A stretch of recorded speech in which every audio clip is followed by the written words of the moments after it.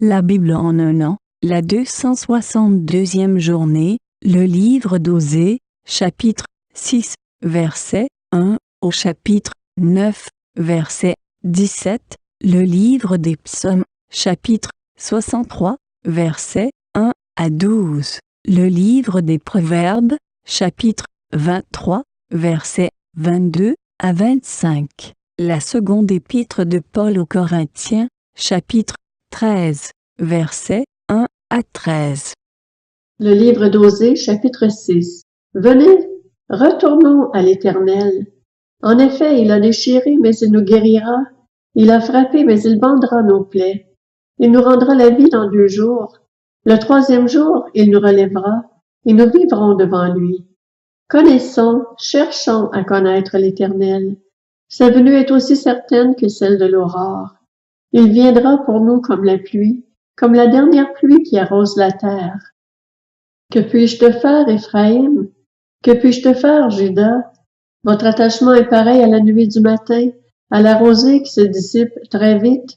C'est pourquoi je l'ai frappé par les prophètes, je l'ai tué par les paroles de ma bouche, et mes jugements éclateront comme la lumière. En effet, je prends plaisir à la bonté et non au sacrifice, à la connaissance de Dieu plus qu'aux holocaustes. Comme Adam, ils ont violé l'alliance. C'est alors qu'ils m'ont été infidèles.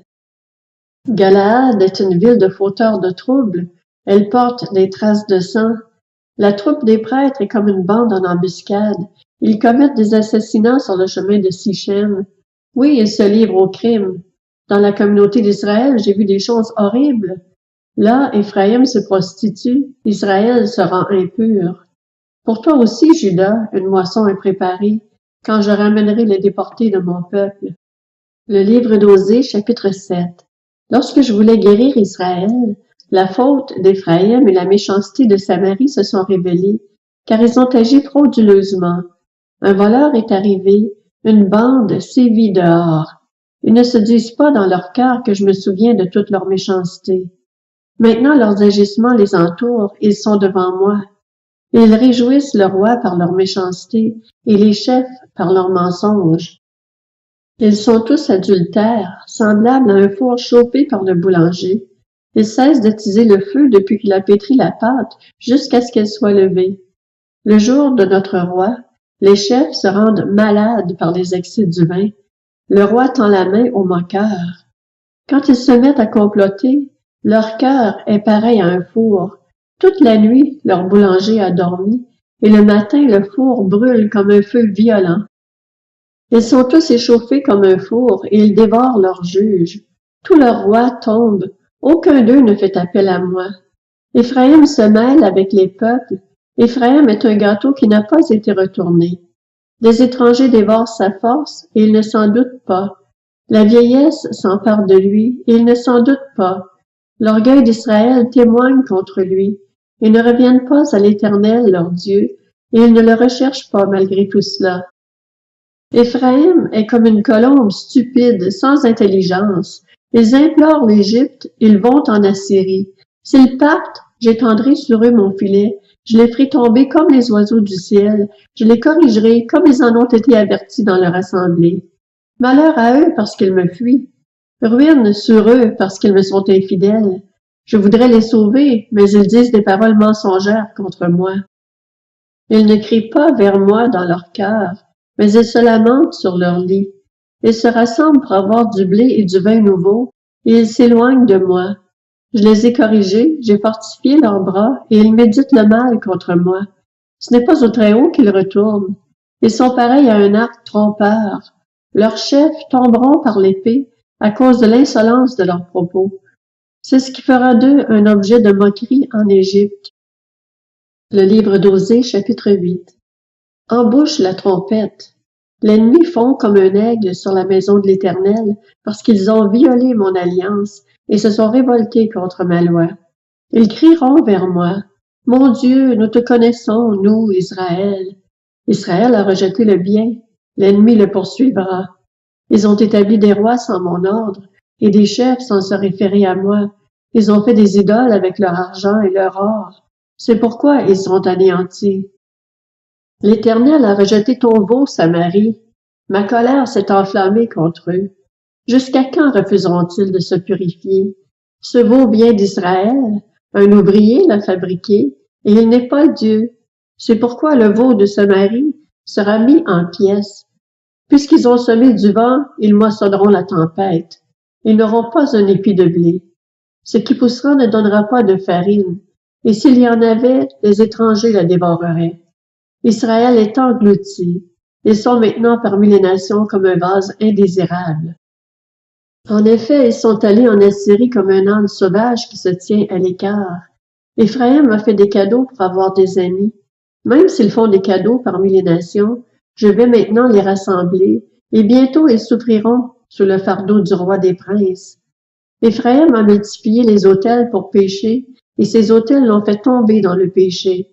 Si j'écris pour lui tous les articles de ma loi, ils sont regardés comme quelque chose d'étranger.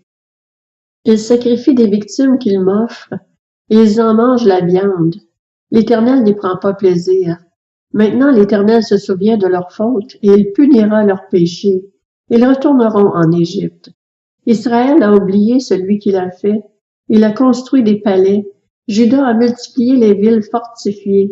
Mais j'enverrai le feu dans leurs villes, et il dévorera leurs palais.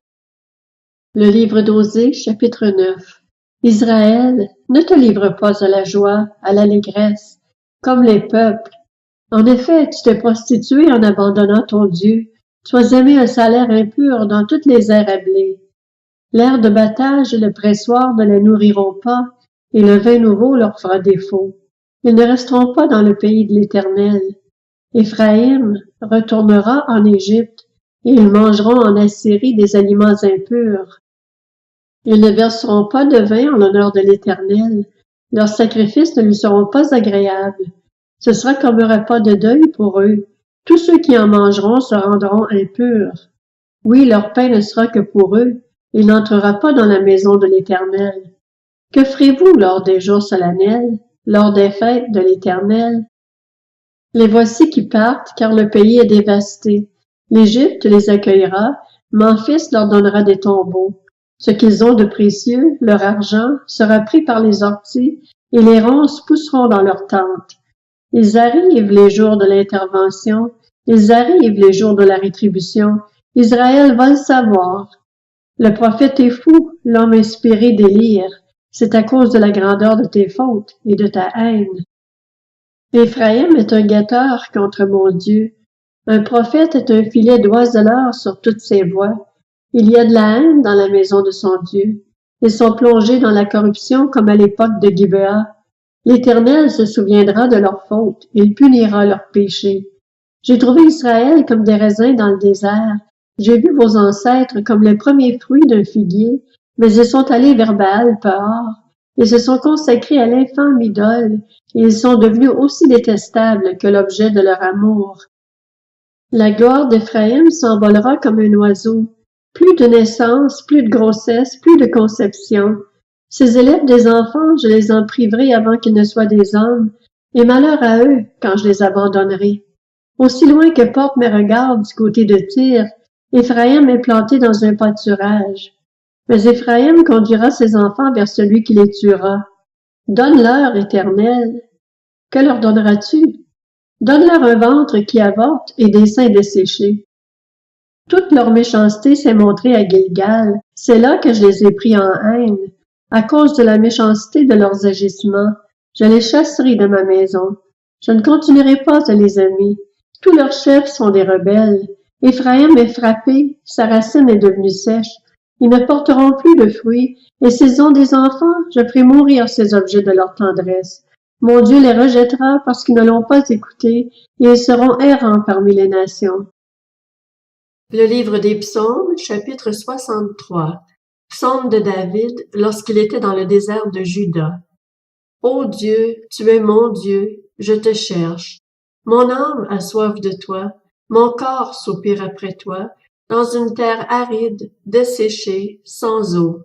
C'est pourquoi je t'ai contemplé dans le sanctuaire pour voir ta force et ta gloire, car ta bonté vaut mieux que la vie.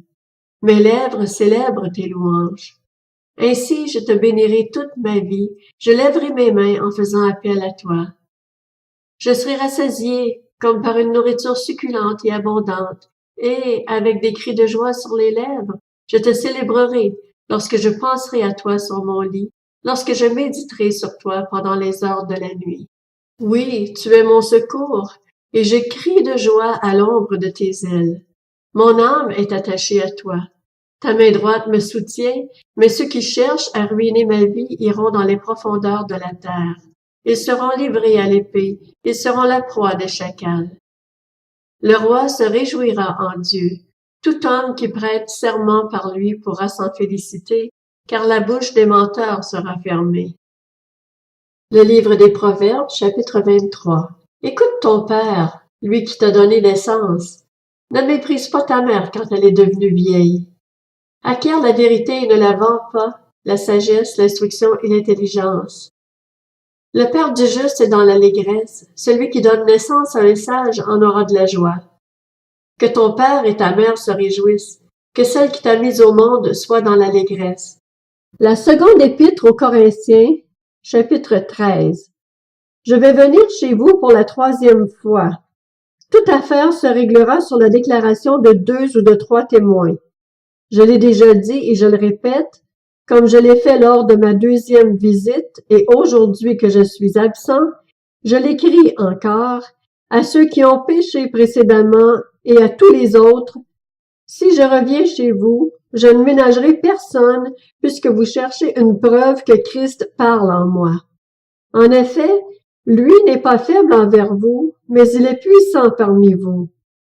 Oui, Christ a été crucifié à cause de sa faiblesse, mais il vit par la puissance de Dieu. Nous aussi, nous sommes faibles en lui, mais nous vivrons avec lui par la puissance de Dieu pour agir envers vous. Examinez-vous vous-même pour savoir si vous êtes dans la foi. Mettez-vous vous-même à l'épreuve. Ne reconnaissez-vous pas que Jésus-Christ est en vous? À moins peut-être que vous ne soyez disqualifiés. Mais j'espère bien que vous reconnaîtrez que nous ne sommes pas disqualifiés. Cependant, je prie Dieu que vous ne fassiez rien de mal, non pour que nous paraissions nous-mêmes avoir réussi, mais afin que vous pratiquiez le bien, même si nous semblons disqualifiés. En effet, nous n'avons pas de puissance contre la vérité, nous n'en avons que pour la vérité. Nous nous réjouissons chaque fois que nous sommes faibles alors que vous êtes forts. Ce que nous demandons dans nos prières, c'est votre perfectionnement. Voilà pourquoi j'écris cela étant absent, afin que, une fois présent, je n'ai pas à faire preuve de sévérité, conformément à l'autorité que le Seigneur m'a donnée pour construire et non pour démolir. Pour le reste, frères et sœurs, soyez dans la joie, travaillez à vous perfectionner, encouragez-vous, vivez en plein accord, dans la paix, et le Dieu d'amour et de paix sera avec vous. Saluez-vous les uns les autres par un saint baiser. Tous les saints vous saluent. Que la grâce du Seigneur Jésus-Christ, l'amour de Dieu et la communion du Saint-Esprit soient avec vous tous.